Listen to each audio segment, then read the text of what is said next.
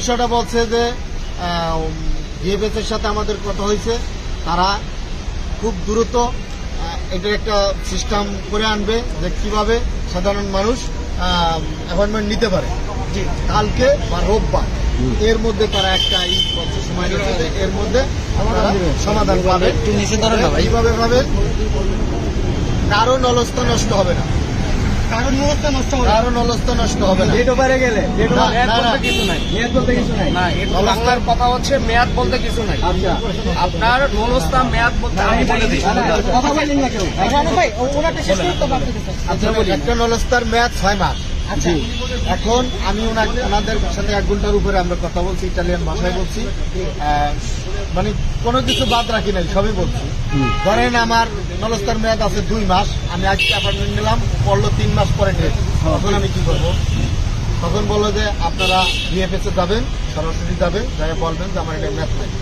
যেটাই মনে করেন 15 দিন 1 মাস ম্যাথ আছে, নলস্তা নষ্ট হয়ে যাওয়ার পথে সেইটা ওটা সরাসরি নিয়ে নেবে। আচ্ছা, সরাসরি নিয়ে নেবে, কোনো নলস্তা নষ্ট হবে না। আর বিশেষ করে ওনারা যে সিস্টেম করতেছে, এই সিস্টেমটা আমি ওনাকে লাস্টে বলছিলাম কম্পিউটারকে, যে দয়া করে আমাদের ওপেন করে দিন, প্রত্যেক দিনে যে আমরা নিতে পারি। বললো যে ওরকম না হইলেও এমন একটা সিস্টেম দিব আমরা, আপনারা করতে পারবেন। যেটা করতে পারবেন না বা নলস্তার ম্যাচ শেষ হয়ে আসতেছে, সেটা আমরা ব্যবস্থা করবো, নাহলে আমাদেরকে মেয়ে দিবে। ঠিক আছে, বিশেষভাবে এই তবে ওরা সম্পূর্ণভাবে অ্যাপয়েন্টমেন্টের বিষয়টা ওরা আমাদের দাবি দেওয়া মেনে নিচ্ছে। মেনে নিচ্ছে, আমিও বলেছি বিএফএস আপনারা তো বলতেছেন তুই বলতেছ যে বিএফএস এ দেয়া এটা বলবি ওইটা বলবি। বিএফএস তো অনেক ছোট, গ্রামের মানুষ, অশিক্ষিত মানুষ কথা বলতে পারে না, গেলে তারাই দেয়, যাও ওদিক যাও, অ্যাম্বাসিড যাও, আমাদের কাছে নাই, পরে দেখা হবে। এখন আমরা তো পারি না। তারা বলছে যে সমস্যা নাই, যদি তারা আমরা দেখবো। আর এই গেল অ্যাপয়েন্টমেন্টের ব্যাপারে। অ্যাপয়েন্টমেন্টের ব্যাপারে আপনাদের কোনো প্রশ্ন থাকলে করতে পারেন। অ্যাপয়েন্টমেন্ট 16টাকে অ্যাভেলেবেল করে দেবে, এরকম কিছু বলছেন? ইটালিয়ান ভাষায় কথা বলছি,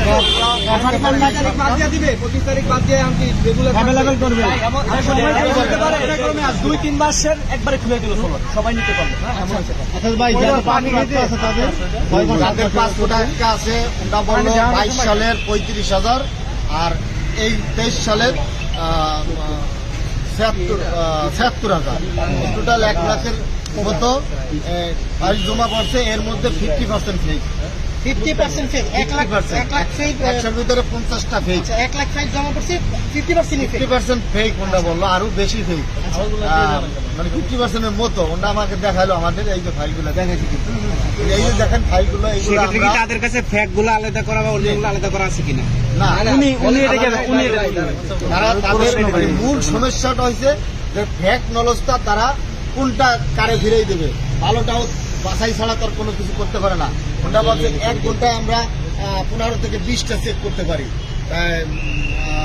আর আমাদের এলাকার লোক কম, আমরা এটা এই জন্যই দেরি হইতেছে যে আমরা চেক করে রিকুয়েস্ট করতেছি, কারণ একটা বিষয় যখন দেবো না তখন ওইটাকে আমরা বারবার চেক করি, এতে আরো সময় বেশি যায়।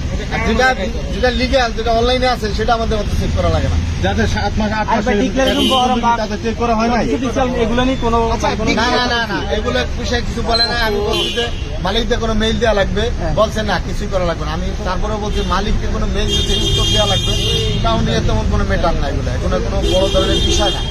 এখন হ্যাঁ, আরেকটা 13 নম্বর বিষয়, এটাও কথা বলছি। 4 নম্বর যেটা হচ্ছে আপনি অন্য দেশে চলে যাবেন। হ্যাঁ, ওইটা হচ্ছে কি, না ওইটা হচ্ছে যে আমি বলছি যে এটা এখানে তো বলা আছে যে তুমি অন্য দেশে চলে যাবে, এই জন্য তোমার ভিসা দেওয়া যাবে না। এইটার কি পরে বললো যে না, এরকম না, এইটা শুধু 3 মাস যাদের নলস্তার মেয়াদ তাদের জন্য।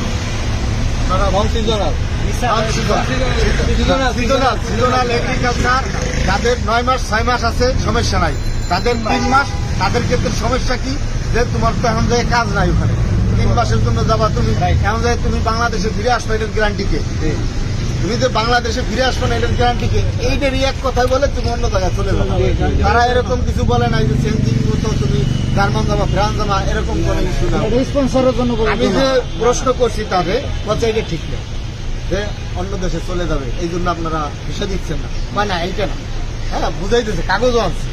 আমাদের বাঙালির চেয়ে ভালো লোক তারা, ভালো, অনেক ধৈর্য ধরে 1 ঘন্টার উপরে কথা বলছে, কাগজ অন্য 11 নম্বরে কাগজও আছে। হ্যাঁ পরে আমরাও বুঝতে পারছি যে এটা 3 মাসের যেগুলো ওইগুলোর ক্ষেত্রে এরকম হইতেছে। হ্যাঁ তারপরেও তাদের সবটা না, সিজনাল ভিসাদের জন্য হ্যাঁ, আর যাদের নলেজটা আটকা আছে ভালো, যাদের স্পন্সর তাদের আমি বলছি যে 8 মাস 7 মাস হয়ে গেছে, আরো কতদিন লাগতে পারে।